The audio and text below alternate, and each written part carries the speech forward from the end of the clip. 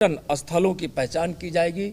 माननीय वित्त मंत्री जो कही थी, हैंडीक्राफ्ट आइटम को भी बढ़ावा दिया जा रहा है। गोवर्धन योजना के तहत 10,000 करोड़ रुपए की कुल निवेश से सर्कुलर अर्थव्यवस्था को बढ़ावा देने के लिए गोवर्धन योजना के तहत 500 नए वेस्ट टू वेल्थ प्लांट स्थापित किए जाएंगे। यह बजट आज़ादी के 100 वर्ष जब पूरे होंगे, यानी 2047 का जो भारत होगा वह एक विकसित भारत होगा। इस बजट में सबका ख्याल रखा गया है। अपन सबका साथ सबके विकास नीति इसमें चरितार्थ है। यह बजट भारत को हर क्षेत्र में आत्मनिर्भर बनाएगा।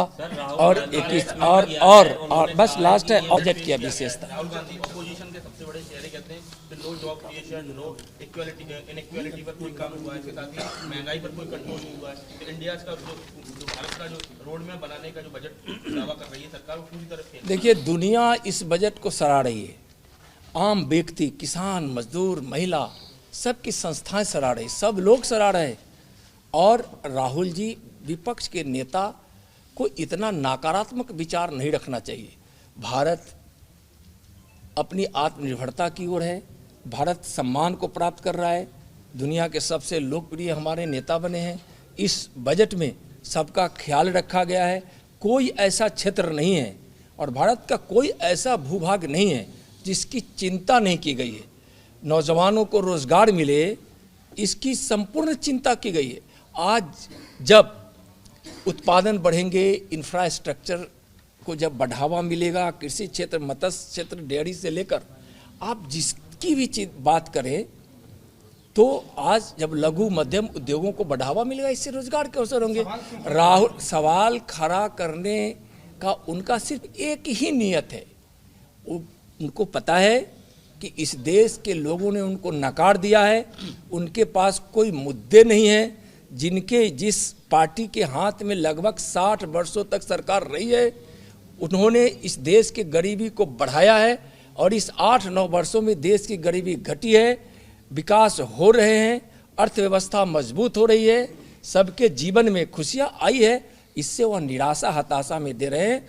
उनको भी इस बजट की सराहना करनी चाहिए। ठीक है, लोग जब किसी सत्य को नकारने की कोई भी व्यक्ति अगर काम करता है, दुस्साहस करता है, तो जनता उसको अच्छी तरह से समझती है।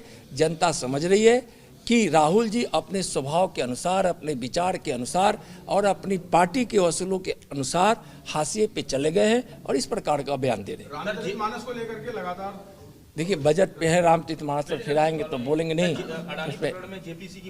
देखिए, मैं बजट के संवाद में हूँ। बहुत बहुत धन्यवाद। फिर हम आएंगे तो मिलेंगे। और यह बजट ने सिद्ध कर दिया है कि हमारे देश के प्रधानमंत्री जी इस देश से गरीबी मिटे, इसके लिए यह एक संपूर्ण बजट, सबके हित के बजट उन्होंने लाया है। जेपीसी की मांग कर रहा है, तो कुछ बोलना चाहिए। चलिए, बहुत बहुत धन्यवाद। 47.8 करोड़ पीएम जनधन खाते खोले गए हैं। सभी के बेहतर स्वास्थ्य सुविधा के लिए आयुष्मान भारत के तहत मुफ्त इलाज के लिए 50 करोड़ से अधिक लोगों का बीमा किया गया है। कृषि और रोजगार के क्षेत्र में जिस प्रकार से इस बजट में प्रावधान किया गया है कि किसानों की आमदनी भी बढ़ेगी और कृषि, मत्स्य, डेयरी के क्षेत्रों में रोजगार भी सृजित होंगे। मोटे अनाज के उत्पादन से किसानों की भी आमदनी बढ़ेगी और जिस पर माननीय प्रधानमंत्री जी बल देते हैं। पशुपालन, डेयरी और मत्स्य के इस बजट में जो आकार है, उससे काफ़ी उसको प्रोत्साहन मिलेगा। युवा उद्यमी द्वारा कृषि स्टार्टअप को प्रोत्साहित करने वाला यह बजट है। नेचुरल फार्मिंग, पीएम मत्स्य संपदा योजना के क्षेत्र में यह बहुत ही बजट ने अच्छे तरह से इसको सफल बनाने के लिए अपना इसमें प्रावधान किया है। रोजगार के क्षेत्र में पीएम कौशल विकास योजना 4 के तहत देश भर में 40 स्किल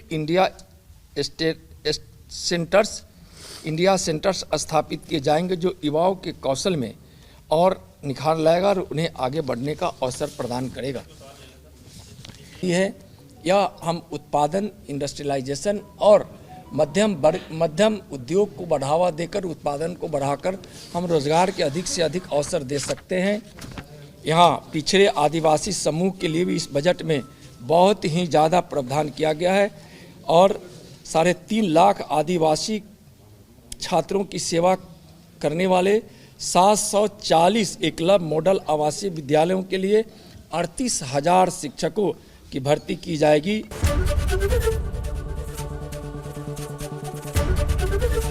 एबीपी गंगा, खबर आपकी, जुबान आपकी।